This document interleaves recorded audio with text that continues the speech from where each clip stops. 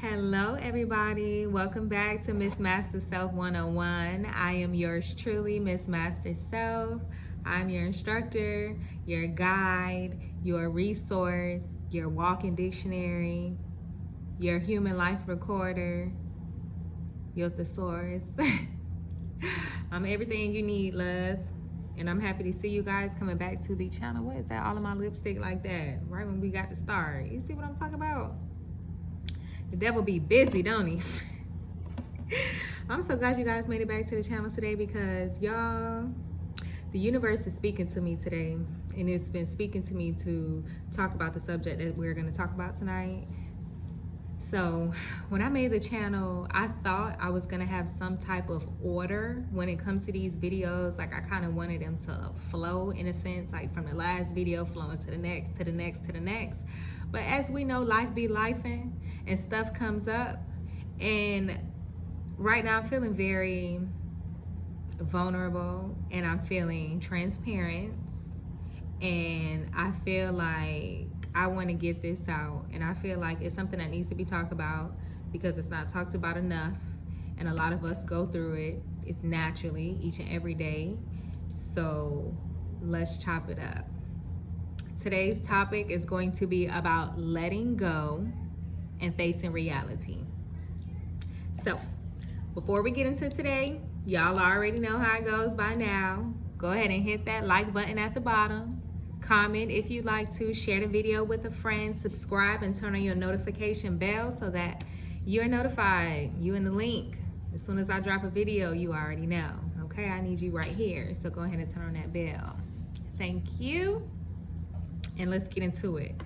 Y'all, I want to kind of focus on relationships. When I'm talking about letting go and facing reality, I kind of want to focus on relationships, specifically the ones that no longer serve you, more so as toxic relationships. And I also want to get into death, letting go and moving on from death. So let's start with relationships. We've already talked about doing a self-analysis.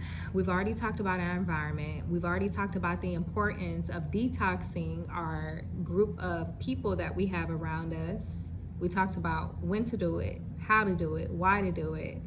So I feel like this is naturally within those same talks when it comes to letting go of certain type relationships. Relationships that are not leading you anywhere, also known as dead-end relationships.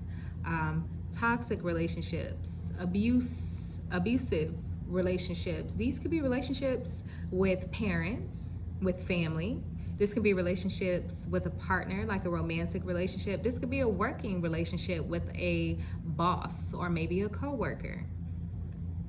Any and every type of relationship, it comes to a point where you have to reevaluate things. And once you come to a decision that relationship is no longer serving you, you have to learn to let go. And to let go without any kind of attachment, to let go with any kind of ill feelings or intentions, to let go without any kind of bad blood, like for your peace, almost like forgiveness. Because when you forgive somebody, like you saying I'm sorry to somebody, for some people that may do some kind of healing, for some people it doesn't. It's more so for the person that's apologizing. It's kind of like saying to yourself, all right, self, let's go ahead and forgive them so we can let go of these low vibrations and these feelings and emotions that do not serve us. Let's go ahead and forgive this person so we're gonna let it go. Now we won't forget, but we will go ahead and let that go for the sake of our own peace. And it's the same thing here when it comes to relationships. So toxic relationships, y'all know that this is a very common, unfortunately, nowadays in this generation. And so many of us go through it. Even some people who don't look like they'll ever go through it, or you never would think, they don't seem like they would go through that type of thing, they go through it too. Men and women can be victims of toxic and abusive relationships, and this is real, y'all. So what does a toxic relationship look like? Usually when they're using a lot of different manipulation on you. This can be coming from someone who is narcissistic, like a narcissistic parent or a narcissistic spouse. First and foremost, narcissism is a condition, it is a behavioral and personality disorder. So it's time that we start looking at that more seriously and stop using that term so loosely nowadays. Everybody want to call somebody a narcissist. Everybody, want to diagnose somebody as a narcissist. When sometimes that's not even the case. Maybe that person may just be using some of the manipulation tactics of a narcissist, but it may not actually be that. Now, if that person is a narcissist, you definitely are going through some kind of abuse, whether that be physical or mental or both. And if you are, I'm so sorry to you. And if you know somebody who is going through that, please seek help for them. Help them. Find the information for them. If they don't want to go to the information, get the information to come to them if it's possible. That's just a little disclaimer, because I really don't wish that on my enemy. But anyway, getting back to it, toxic relationships. Relationships that have a never-ending cycle of ups and downs. And some people describe the relationship as, and I'm talking about romantic right now, when we're good, we're real good. But when it's bad, it's real bad. Like, there's no gray area. There's no middle space. It's just one or the other. And it's always a fluctuating cycle, because that fluctuating cycle, it's what's really mind tricking you right now. That's what's working on you psychologically to create certain type of neural pathways inside of your brain that respond to that abuse as love, and it responds to that abuse in a certain way, so that every time that happens, it's like it's happening and it hurt, but it's almost like, it's not that you don't care, but it's like you just keep going. Like, you can't help it but keep fooling around with the same person, keep talking to the same person, keep being around them, because you have already created something inside of your brain now that whenever I hear or feel this type of abuse, my body is now recognizing that type of abuse as love, because of that fluctuating high and low, high and low, high and low. It's sick, actually, when you think about it.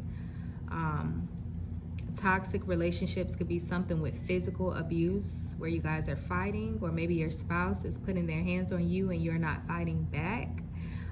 Toxic relationships can look like mental and emotional and verbal abuse. Someone always talking down on you or chastising you or provoking and poking at you all the time and saying negative things and always pointing out what they don't like, what you do or how you look.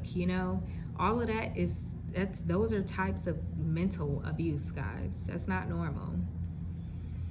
Your body is not supposed to be going through that. Your ears are not supposed to be hearing that, and your brain shouldn't have to react to that kind of information. That's not how that's supposed to be going. That is a part of a toxic type relationship.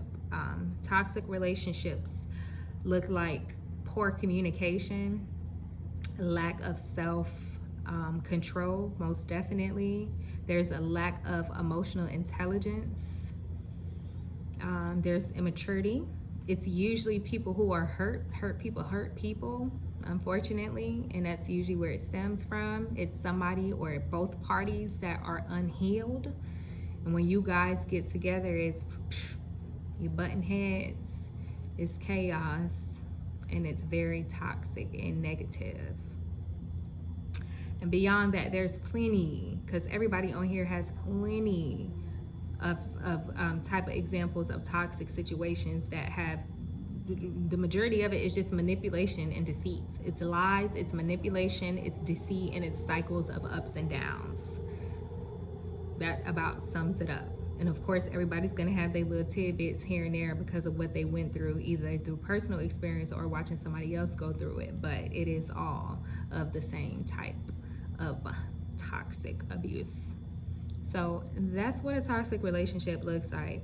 Now, when you're going through a toxic relationship, I don't think people really understand just how detrimental and dangerous that is to your body, because I've mentioned to you before, your body keeps the score, okay? Even if inside of your mind, you're getting mind and you think everything is okay now, your body still remembers everything that happened. And usually that's due to stress. Stress, your body recognizes stress and your body remembers stress. When you are around a certain type of person that always brings on that stress, your body recognizes it. Even before you get to that person, you can think of that person and your body automatically recognizes that. People don't understand, just how much you actually putting on your body, and you pre-aging yourself. You creating types of diseases and illnesses and conditions inside of your body. Yeah, let me explain something to y'all. Y'all know what cortisol is? Cortisol is a hormone. It's the stress hormone. So whenever you get stressed out, that's the hormone that rises up. When your body is in a state of constant stress and your cortisol levels are constantly elevated, your body's immune system is at its weakest point. Meaning that as far as fighting off any bacteria, any viruses, any foreign substances that comes to your body, your defense is off. It's not able to properly function because your cortisol levels are through the roof. They're not normal. Y'all know that the body is an organism, so it works in a certain type way. If this part is not working properly, that's not working properly, so now that's not going to work, and it's just going to create a whole domino effect. So sometimes you'll notice people who are in these long-term relationships, or even when I say relationship, remember, I'm not talking just romantic. When you're in these long-term relationships with toxic people and people who are constantly stressing you out and making you feel like down and making you feel really low, you bring on different illnesses and sicknesses. Because once that first stress, once that first little bit, that first cluster, think of it as clusters. Let's say something happens that was really big and it stressed you out. So it created this little cluster right here, right? That little cluster sits there. You think it deteriorated, but it didn't. You're still around what caused the sickness. The source is right here. You're still around it. So it's just sitting there, waiting for you to either fuel it, feed it with some more stress, or for you to break it down with some calm, with some tranquility, with some serenity, with some peace, right? Then something else happens with your parent. Now you stressed out even more. Now that little cluster is growing now. Now it grew into a bigger cluster and it gets bigger. This is sickness, by the way, manifesting in your body. So you have this little part that manifests and you may not notice it. And if you do notice it, it may come on as a little cold at first, like you're just sick or something like that. And then as it manifests bigger and bigger and bigger and bigger, that's when it begins to create bigger problems within your health. And that's no bueno. All kind of things can manifest from that. There's no one thing that you can point to. Anything can manifest from that stress. That's why it's important that you remove yourself from that kind of environment, because your body can only heal in a state of peace. So if you constantly remain in the same environment that created the sickness, there's no way for you to heal. There's no way for you to break up that cluster that's growing, because you're still at the source of sickness. You got to get yourself away from that. Start to calm down, get them stress levels down, start doing some grounding, start doing some self-care, get yourself right, you start feeling good, happy, eating right again, and bust it up, break it up, just like that. So I want to give y'all 2 examples, right? And these are personal examples. I'm not gonna name no names. Both are cousins in my life, right? So for the first cousin, let's call her cousin A. So cousin A got with this man, right?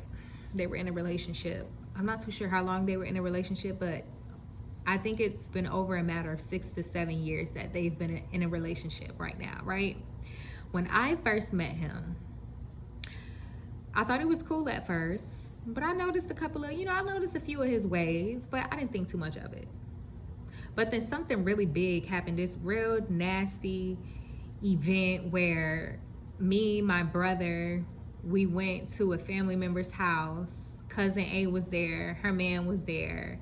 Her man started drinking. We all were drinking, having a good time, you know, in each other's company. Her man really, I guess he can't handle the liquor or he had too much.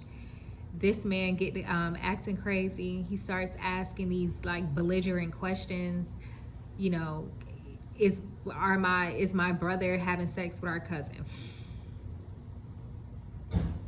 Automatically going to pointing fingers. Y'all must be doing something.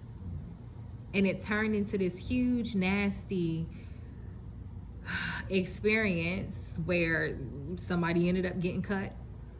And it wasn't me. And it wasn't cousin A. So, okay, that was the first time I met him. That was my first experience meeting him. My stress levels was through the roof, okay? Because I'm like, first off, where is this coming from? We all family. We literally look alike, like fact check it. It's pictures all over the house. So, okay, I can't imagine what my cousin went through for 6 to 7 years of being with a character like that. And I'm not saying he's a bad person, because he's a good person. But certain people are not good for you, and certain people are not good for you at certain times of your life, okay? And he was an example of that. And as a result, you know, I'm getting goosebumps about to say this right now. Cousin A, God rest her soul, my cousin passed away because she ended up getting breast cancer. Now, granted, our grandmother has had breast cancer as well. She had it twice. The second time took her out. And cousin A ended up getting breast cancer as well. And I don't know all the details of it because we weren't really that close in communication during the time. But from what I heard, it started out as something small. And she went through the radiation, she went through the chemo, and it went away. But then some cells came back and it just kept growing. And this time it went to her brain. So she ended up having to do brain surgery. And gosh, she's such a fighter. She got through it, y'all. She recovered through the brain surgery. And we thought we were in the clear and everything was good. And bam, it manifested right back.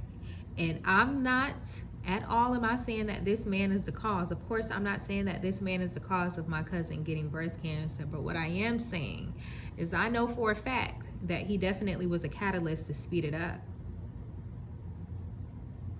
And that's it. I'm going to leave it there. Right? That is an experience that really opened my eyes up, you know. And this, y'all, this is something recent. My cousin has been passed away for about a year now. So this is very recent, and I visited the house over the weekend that just passed. And y'all, as I'm in the house, it's like I just felt the energy. I felt both. I felt the light energy, and I also felt the dark energy of the experiences and times in that house, right? And I just can't help but shake this feeling. Like I feel like my cousin is speaking to me and she's saying, take this as an example, because I too myself have been in a relationship that was similar. And every time I think about her and every time I think about him in that first event of me meeting the guy, you know, I just can't help but repel and like push away that kind of toxic and nasty behavior. Like, you know, at this age and stage, it's not even fun anymore. I'm 30, so I've been there, done that now. It's no longer fun. You know, that type of stuff does not intrigue me. That cycle, that never-ending cycle, that doesn't intrigue me any longer. And I feel like every time now when I think about my cousin, it is a reminder to not stay in situations too long. That when it's time to move on, it's time to move on. That when somebody is constantly stressing you out, it's time to let them go. And that's what I got from that, y'all. And that's kind of how you want to look at life too. Like when things happen like that, death, people passing away, you know, find something to learn from it. Maybe not from the death itself, but maybe there was some type of experience that you guys shared together, some conversation, some gem that was dropped. You know, try to always think, and that kind of helps you move on in the process as well, because instead of you dwelling on the what ifs and the I miss her or I miss him, oh my God, and just crying all the time, instead of you focusing on that, it kind of shifts, it creates this shift within your mind. And now when I think about her, I don't think about her being sick and suffering, and I don't know, it's kind of weird, y'all, but I don't think about her being sick and suffering. It's like I'm reminded from her to be strong and to be a fighter. And although, you know, she did remain in a space too long that no longer served her, it is a great reminder to myself to not stay in spaces that are not for me. So now, y'all, cousin B. Okay, y'all, this is my girl, okay? We grew up together, you know, we more than cousins, we friends, we was best friends, right?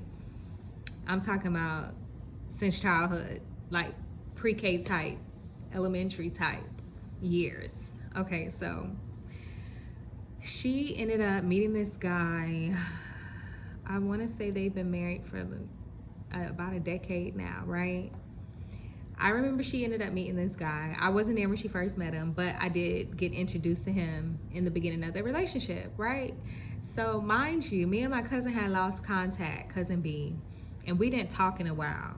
So we finally rekindled. We were on the phone. We were like, let's meet up. I had a car and she had her own place, so I drove over there to her house. So she was like, yeah, girl, I live here with my man. So I'm like, well, where's your man at? Because when I got there, no, it was just her. He was in the room the whole time, and I thought he was gonna come out and like at least introduce himself or something like that, but he never did. So I was just like, okay, you know, maybe he was tired, you know, maybe he worked late or overnight, you just never know. So I didn't think too much about it, but I did. I peeped it, but I didn't think too much on it, right? Okay. Fast forward. They have their first baby, she's here, and my cousin is sharing some of her experience with me. And this man is verbally abusive and physically abusive with her. He does not do anything for the baby.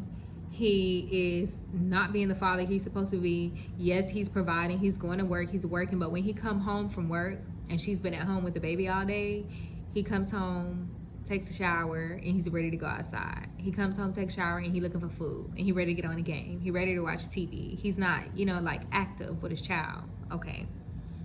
Time goes by, they keep arguing, they keep fighting. Every now and then she calls me on the phone, you know, to vent. Of course, call me, girl, let's talk about this. I'll pull up if I need to.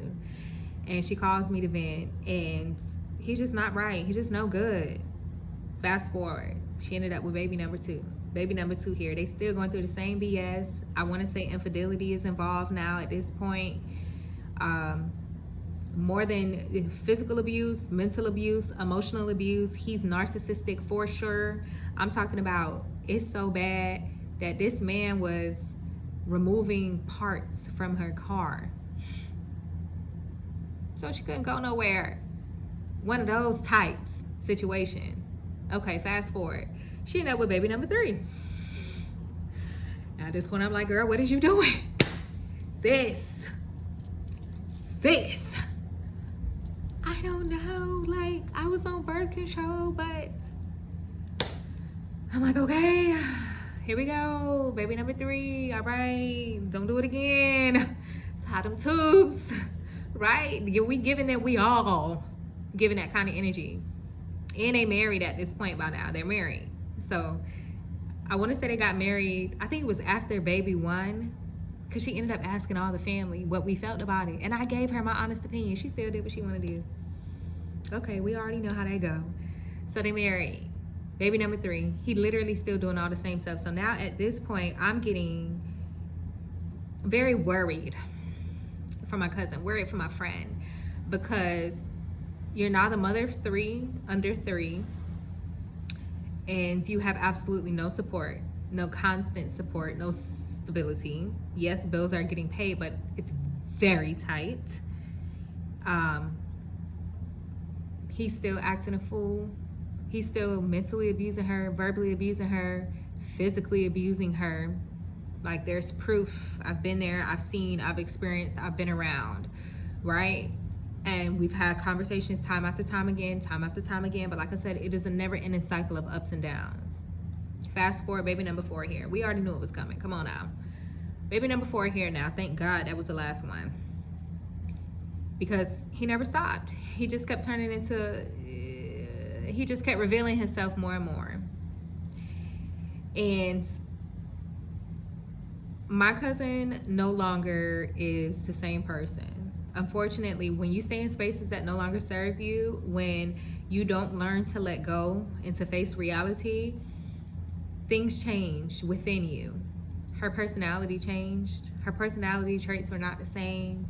You know, that once upon a time she was this really soft, feminine, girly girl. She's still charismatic. Everybody loves her. You know what I'm saying? She talks to strangers.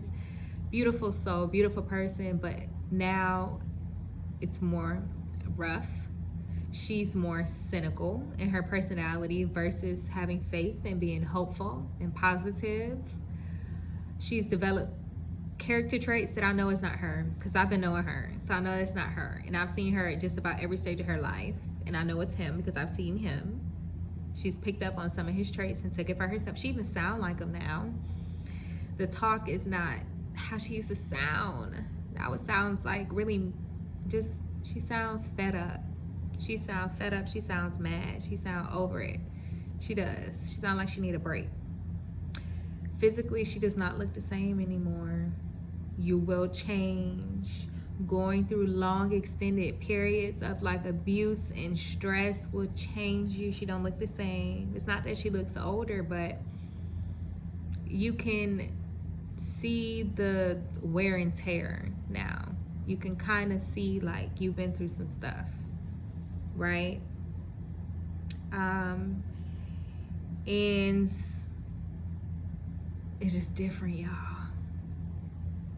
And when I think about that, that too is a huge reminder of me to keep my boundaries, know what I want, and if something doesn't serve me, to exit, to let go, and to move on, because I don't want to go through that. Like, you see, I'm giving you guys these examples because you have to learn vicariously through other people's lives sometimes. Because you may not experience this at all in your lifetime. You may not have experienced it yet, and you may have experienced it before, and maybe you forgot a few things and you just need a quick reminder. Use others people's experiences as your own, so that moving forward, you know certain signs to look out for. You know certain words to listen to. You know what certain body language looks like. You know not to be around certain type of people for too long, because you know what that's going to do for you and to you and your mental health. So I use them both as a daily reminder. And you know, God rest my cousin A soul, but I know her spirit will always be there. And cousin B, I pray to God that she gets everything that she deserves. I pray to God that, you know, she reaches that point within herself that she chooses to really move on and to let go and to face her new reality. That's the next step. A lot of people are afraid to like fully let go because they're thinking about, what is the future going to look like? If I let this person go and I no longer talk to them, who am I going to talk to now? When I need help, who's going to help me? Like, for example, with cousin B, well, both of them have kids, A and B. You know, like, okay, if I end my marriage, what's going to happen to the kids? Then what? What's next? Or, I don't know. That's just the one I used to hear all the time with my cousin. Girl, I can't leave because he paid the bills and I can't afford everything by myself. And listen, that is a part of life, and that is a part about facing reality and facing it head on. It's hard, but Challenges in life bring growth, and we can never elevate and truly develop ourselves unless we grow. Like, we gotta feel it in order to heal it.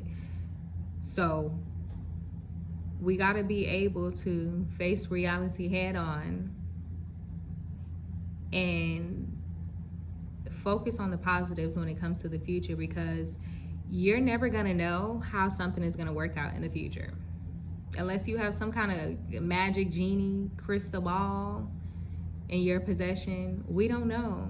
But what I can tell you is that everything always works out. You know, look at your life right now as an example. Everything works out. Think about a week ago. You might have had a problem or an issue a week ago and you had no idea how you were going to get your way out of it. Maybe you were short on a bill, car troubles, you didn't have something to eat. Maybe you had to go somewhere and you really didn't have anything to wear. It doesn't even matter. You had some kind of problem and you had no idea how that problem was going to work out, but it worked itself out, didn't it? It's always going to work out. Y'all, it's that simple. Once you develop that mentality that it is always going to work out, everything always works out for me, I don't have to stress about it. And you don't. Because you've seen from your past life, whether it was from yesterday, last week, last month, last year, last 10 years, it worked out. And it probably worked out for the best. Well, it did work out for the best.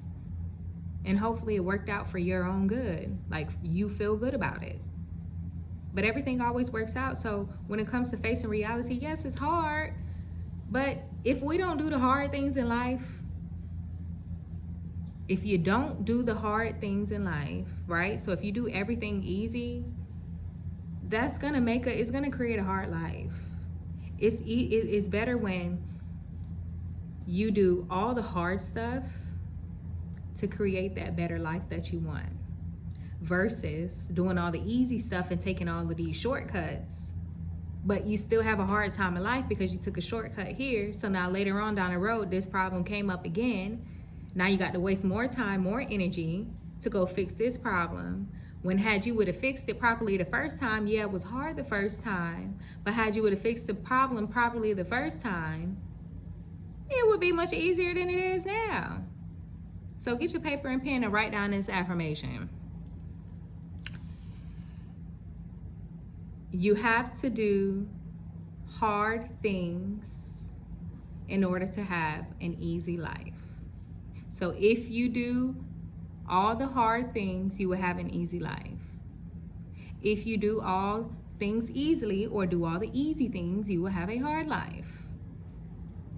Think about that, y'all. Write it down, read it, and really think about it and revisit it each and every day until you get it, until it actually clicks for you. Because sometimes you got to just plant that seed. You may not get it right now, but just go ahead and plant that seed. You'll get it later. Trust me. Trust me. So letting go. So what does letting go look like now? Well, you have to come to a clear decision in your mind, and you have to be 100% sure about it and be serious about that decision. Once you come to that clear decision, just start.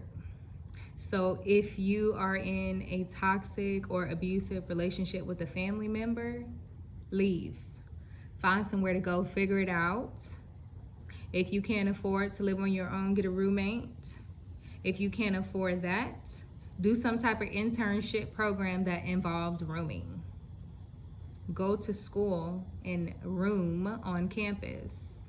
At least you'll come out with a degree and then you can go find you a job afterwards. But figure out some type of way to distance yourself. That'll probably be your first step, especially if you live with the person. If you don't live with them, then just start distancing yourself. Stop having as many phone calls as you guys maybe have. Stop frequenting that person's space. You know, if you guys live in a house and you kind of want to create your physical boundary or be at the house as much as possible, shoot, you better get you a boyfriend or a girlfriend to be at their house more. Better find you somewhere free to go. Library always free. And they open for long periods of time, I'm just saying. But you definitely want to start immediately. You don't want to wait. because remember, your mind is in that never-ending cycle. So you've already created those strong. At this point, they're pretty strong, especially after years. Your neural pathways and your patterns, your thinking. Neural pathways are like thinking patterns. So at this point, after years of being in this type of relationship, your thinking patterns are very strong. So when you come to a clear decision that, okay, this is what I want to do, you need to start immediately and then keep going, because now you have to create new neural pathways. Not only do you have to create those new thinking patterns, but you have to exercise them to get them as strong as the old ones that you currently have right now.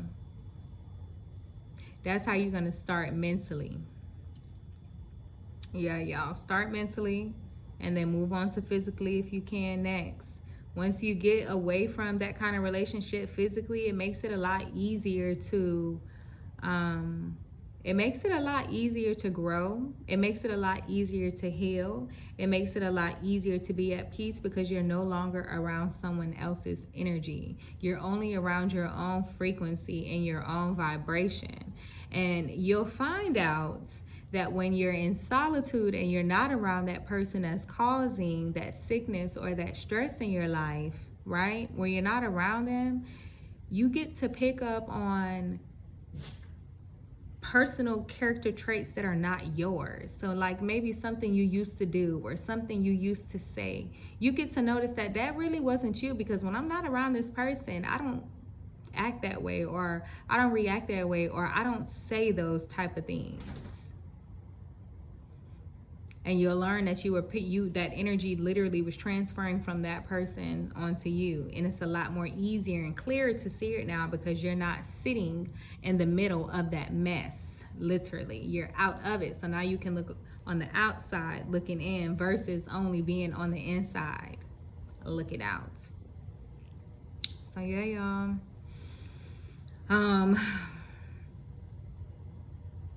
Guys, I say all of this to say that sometimes, and you know how we talk about, this channel is about personal growth, personal development, self-mastery. Sometimes with growth, it's like it stems from releasing. Oh my God, y'all got cold bumps right now saying that. Sometimes you gotta release in order to grow and to really elevate. And that's everywhere in life. It's not just with relationship. And we talked about this. It's with anything, everything: music, foods, peoples, places, jobs, mindsets, thinking patterns, habits that you've created over time. You got to release that. And once you start to release that, that's when you start to create your new foundation of this person or this persona that you're creating. Because you can be whatever you want to be. You're your own creator. So whoever you want to be, once you start releasing that old stuff and getting all that old stuff out, that's when you can start putting in the new stuff of this new person that you want to be in. It's just like detoxing from the food, like detoxing foods from the body. You got to take out all the old stuff, and then you start putting in the new stuff, and then your body start flourishing. You start seeing the benefits of it. Same thing with releasing. We have to release a lot of those emotions, those thinking patterns, anything negative that came from out of that experience. Go ahead and release that. Learn from it is the most important part, so that you don't have to repeat that moving forward.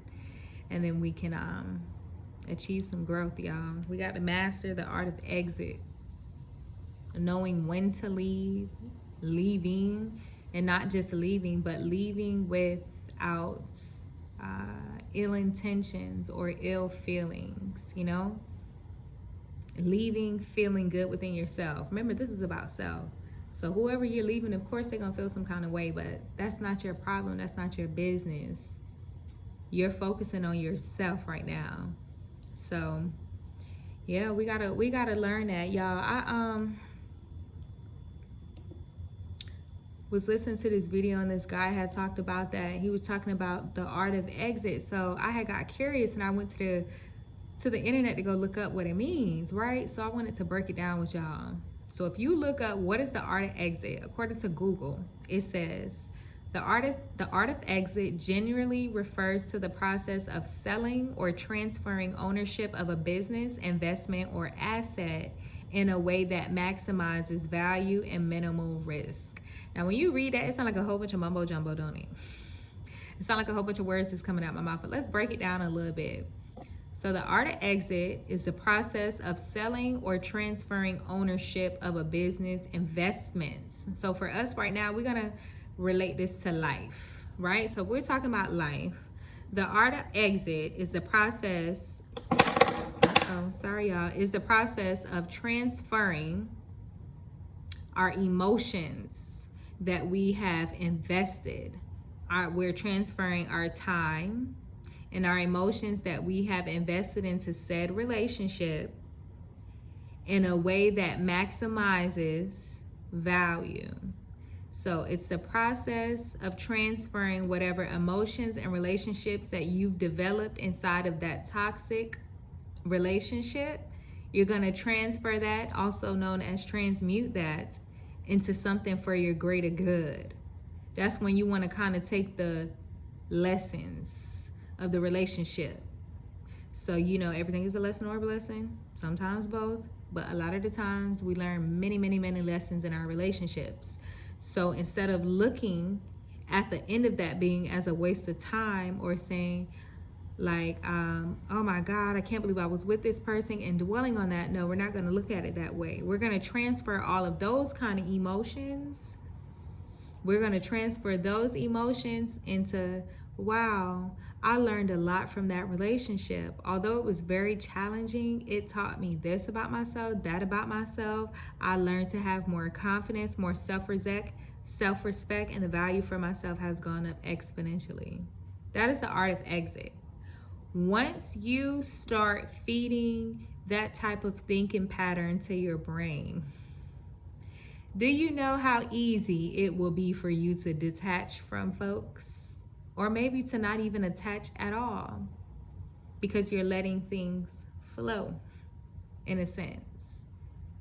So do some research, guys. Look up the art of exit and do some research and think about that when it comes to your own life, and figure out how you can incorporate the art of exits into leaving whatever it is that does not serve you in your life right now. Yeah, y'all, look into that.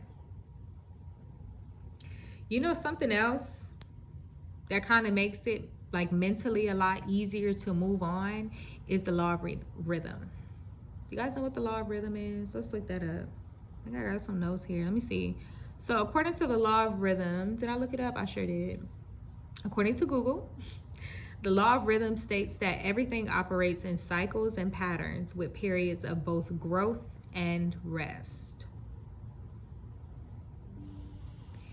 The law of rhythm states that everything operates in cycles and patterns with periods of both growth and rest. So basically, to me, what this is saying is everything changes. Everything in the universe has a rhythm or cycle because balance is balance. Everything is like yin and yang. That's what the yin and yang is. The white and the black part, half of it, they're both balanced. They symbol balance. So, for example, the law of rhythm would be referred to as, how about seasons? There's always seasons. You have winter, you have fall, you have spring, you have summers, cycles. That's what it says. It states that everything operates in cycles and patterns with periods of both growth and rest. So another example would be like day and night. If you have the day, you have to have the night. Same thing when it comes to movement of breath. When you breathe in, you gotta breathe out. That is the law of rhythm. So how do you relate that back to what we're talking about, which is letting go? When you're in a relationship, you have to understand that you're not meant to be in every relationship for an extended period of time. You don't know how long you're supposed to be somewhere. You don't stay there forever. Everything moves in seasons. So where this is y'all season right now, maybe next year it's not your it's no longer your season. You see, this is more mental and psychological, because this is almost soothing yourself and like self-therapy, because it's getting your mind to understand that nothing is permanent. Almost when it comes to relationship, I mean, nothing is permanent. Everything goes, everything flows. If I get a man, I can lose a man. It's kind of what it's saying. It's whichever way the pendulum flows. Pendulum, you know, the little thing they have and the little thing on the end. So if we go this way, we got to go that way. So if you win some, you lose some. That was the perfect example. Just like that. If you guys learn the law of rhythm, study it, actually understand it, and then incorporate it into your everyday life, the law of rhythm makes everything a lot more peaceful. You're able to accept things as they flow, as they change.